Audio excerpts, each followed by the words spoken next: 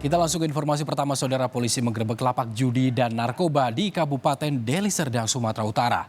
Bahkan mereka sempat diserang oleh sekelompok orang. Samsul! Tangkap!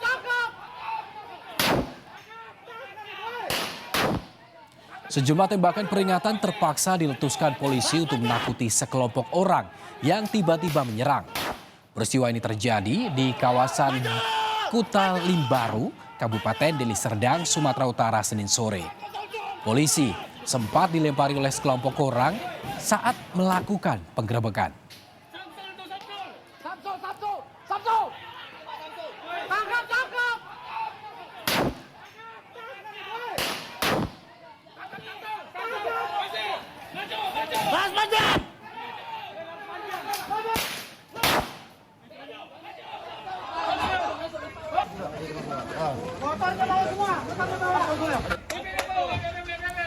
Akibat penyerangan itu, saudara, polisi pun melakukan tindakan tegas dan menangkap sejumlah orang yang diduga sebagai pelaku penyerangan.